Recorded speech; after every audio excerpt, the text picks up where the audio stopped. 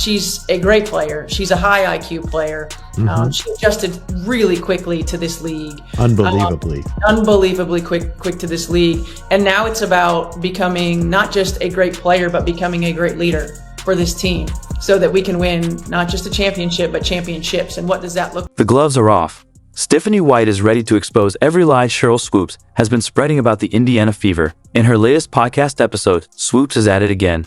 This is going to be huge. Personally, here's where I think they didn't do a very good job, and that was with Kelsey Mitchell, who's an unrestricted free agent, because Kelsey Mitchell had a hell of a season this season. And I don't think she got the credit that she deserves. From Kelsey Mitchell's key role to Caitlin Clark's instant impact, Stephanie White is setting the record straight. But that's not all. She's offering an inside look at the Fever's locker room that will leave you questioning and laughing at everything Swoopes has been saying. They're all hungry to grow and hungry to improve and hungry to be coached and hungry to win.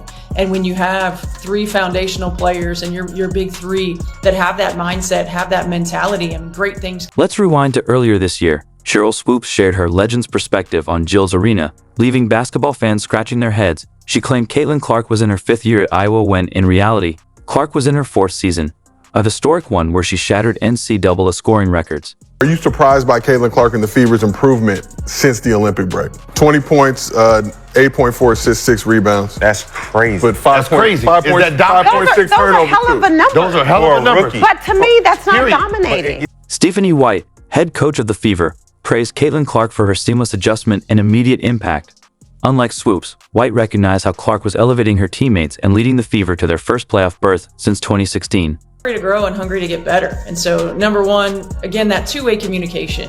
It's been a long time since I've played. So players that are on the floor, they know, right? Like they get a sense, they get a feel of what's working, what's not.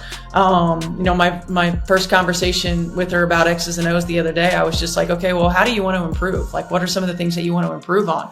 And then we'll talk about how we want to do that. And then I talked to her about how I think we can use her to help her be more efficient.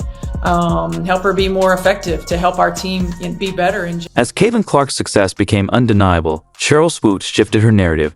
No longer doubting Clark's game transition to the WNBA, she redirected her focus to other aspects of Clark's career and performance. This wasn't an isolated misstep, it was part of a pattern of bold, fact-free claims. From Clark's college dominance to her WNBA potential, Swoopes' predictions consistently fell short. But she wasn't done yet. Her sights turned to a new target, the entire Fever organization, setting the stage for more controversial statements. Never seen in the NBA a player that can throw the ball ahead on the break better than her. Or him. Anyone. I had Isaiah. I had Hall of Fame point guard. Never anyone better than her. I also think that, like a lot of my great point guards, Hall of Famers, she could play off the ball so well because she knows how to move without the ball. Imagine a locker room brimming with laughter, camaraderie, and spontaneous team outings. That's the real Indiana Fever. Contrary to Sheryl Swoopes' claims of a team in chaos, she painted a false picture, suggesting players were eager to lead because of Caitlin Clark. But was she even talking about the right team? Perhaps she meant a Chicago Sky instead. Players are like, this ain't where I want to be. Over there. Yeah. So you have players that are very significant on this Indiana Fever team that are like, I don't want to. Fever head coach Stephanie White lauded the team's culture, highlighting their chemistry, work ethic, and Clark's positive influence. A stark contrast to the fractured locker room Swoopes once promoted. League sources, Weatherspoon had lost the locker room because of a culture that catered to the needs of a few players. Dear Lord. The Aces? What is going on in their locker room? Like, this Aces team is falling apart. This is not a coach that I would want to play. Fever players tell a different story. Lexi Hull and Erica Wheeler both emphasize how Clark's presence has uplifted team morale. I don't think that any one of us can really probably understand, what she goes through on a daily basis. She carries a heavy load, right? With our league and with her abilities, certainly, but where we are from this tipping point in the WNBA. And Hull relies on Clark for confidence and positivity, while Wheeler highlights how Clark's humor often lightens the mood. She'll just throw out comments. This isn't about stirring drama. It's about building unity, from management to players. The message is clear.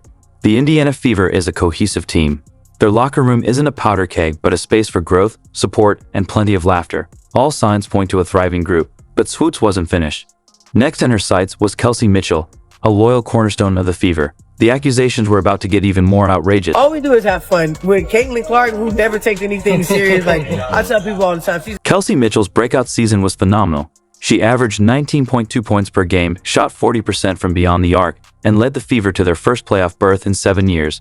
These stats highlight a player at her peak, but Sheryl Swoopes had a different narrative, claiming the Fever undervalued Mitchell's contributions. Was there any truth to that? The numbers speak for themselves. Mitchell's career-best 46.8% field goal percentage was impressive, but her impact went beyond stats. She was instrumental in breaking the team's playoff drought, a performance that demands recognition. Kelsey Mitchell had a hell of a season this season, and I don't think she got the credit that she deserved. Did the Fever really overlook Mitchell's contributions?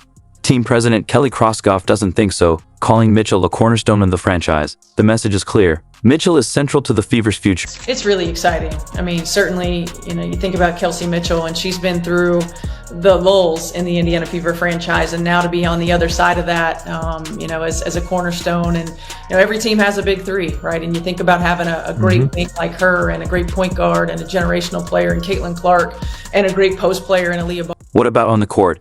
Did playing alongside rookie sensation Caitlin Clark overshadow Mitchell's brilliance? Quite the opposite. Analysts noted that Clark's league-leading assists enhanced Mitchell's scoring opportunities. It was a perfect example of two players elevating each other's game. Mitchell herself showed no signs of feeling overlooked, instead expressing gratitude toward the Fever organization and her teammates. This wasn't a case of neglect, but one of mutual support and appreciation. Wouldn't be where we are today without Kelsey Mitchell. I mean, she's clearly a very foundational piece. She's got 7 years of being in and out of this building. She went through. With a star player hitting her stride, a team recognizing her value, and Swoopes' narrative failing to align with reality, it's clear some drama exists only in speculation. But Swoopes wasn't finished. Just when it seemed she'd run out of grievances, she turned to another target in the Fever organization, the departure of Christy Sides. What she had to say next might surprise you.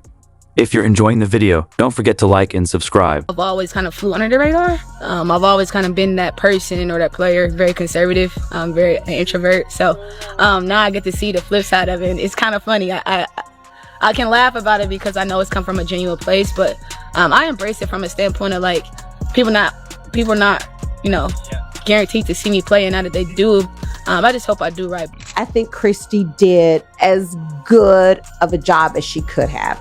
Managing all of the craziness, all of the Caitlin mania, all of the hype, all of the media. It was just so much that came with that. Call me a conspiracy theorist, but it's not lost on me that the day after Christy Sides is let go is the day that Stephanie White stepped down from coaching. Sides did a great job. And as we move forward, my thought process was how do we maximize what we have, and how do we jump on this? Think outside the box, not be tunnel visioned in how we do things, putting players in positions to be successful, using what we have to our advantage instead of what we don't. And really trying to reverse engineer in some ways the way that I think about the game, and the positions that we can put our teammates and our players in to